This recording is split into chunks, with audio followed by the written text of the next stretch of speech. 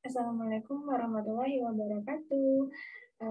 Balik lagi dengan saya Adina Afrida, NIM 19233003 dari Prodi Manajemen Pajak Fakultas Ekonomi Universitas Negeri Padang.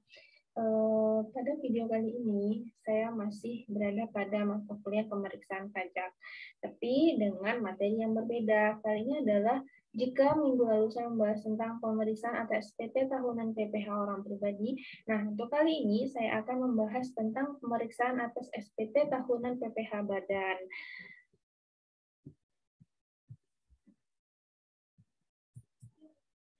Nah, untuk pertama-tama perlu kita mengingat kembali mengenai pemeriksaan. Itu adalah serangkai kegiatan menghimpun atau mengolah data, keterangan atau bukti yang dilaksanakan secara objektif dan profesional berdasarkan suatu standar pemeriksaan untuk menguji kepatuhan pemenuhan kewajiban perpajakan atau tujuan lain dalam rangka melaksanakan ketentuan peraturan perundang-undangan, baik itu wajib pajak orang pribadi maupun wajib pajak badan.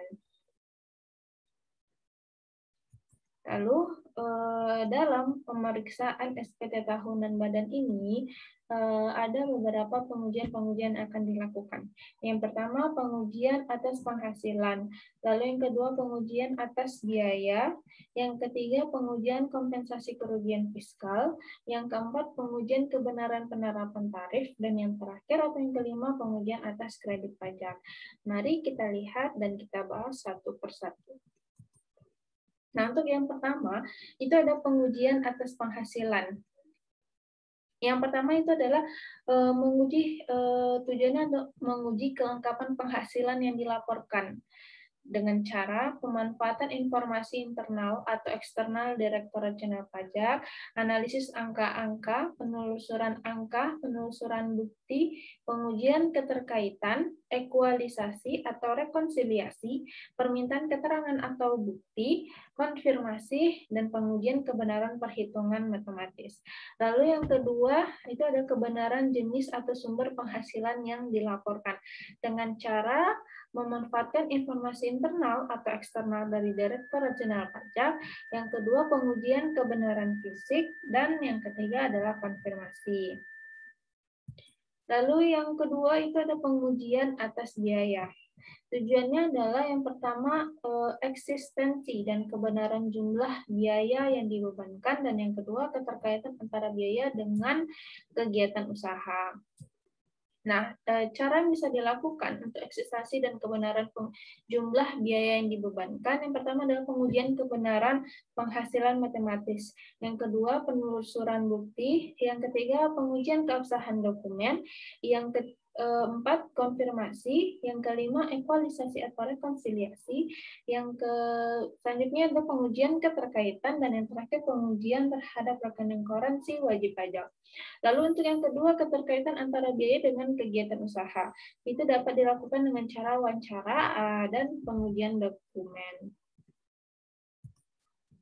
Lalu yang ketiga adalah pengujian kompensasi kerugian fiskal, yang mana tujuannya dilakukan oleh pemeriksa pajak untuk memastikan bahwa si wajib pajak telah mengkompensasikan kerugian fiskal memenuhi ketentuan peraturan perundang-undangan perpajakan.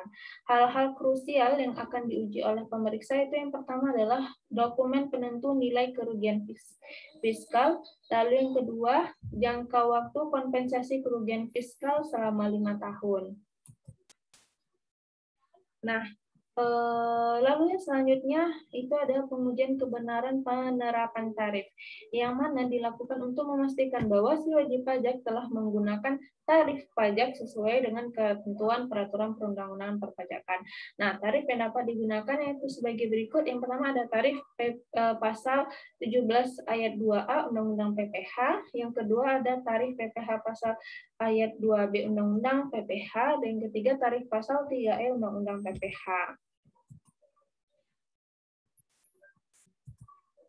Nah, yang mana ketentuan perhitungan PPh pasal 31E itu adalah ini untuk badan, penghasilan untuk badan. Yang pertama ada peredaran bruto yang sampai dengan 4,8 miliar itu PPh terutangnya itu mengenakan tarif 50% dikali 25% dikali seluruh penghasilan kena pajak. Lalu, jika penghasilan bruto itu lebih dari 4,8 miliar sampai dengan 50 miliar, maka PPh yang dikenakan itu 50% dikali 25% dikali penghasilan kena pajak dari bagian peredaran bruto yang memperoleh fasilitas, nanti ditambah dengan 25% dikali penghasilan kena pajak dari bagian peredaran bruto yang tidak memperoleh fasilitas. Nah, lalu selanjutnya PKP tadi dari bagian bruto yang memperoleh fasilitas dibagi dengan 4,8 miliar dibagi peredaran bruto dikali PKP. Lalu PKP dari bagian bruto yang tidak memperoleh fasilitas tadi, keseluruhan PKP-nya dikurang dengan PKP yang memperoleh fasilitas. Itu untuk perhitungan PPh badan.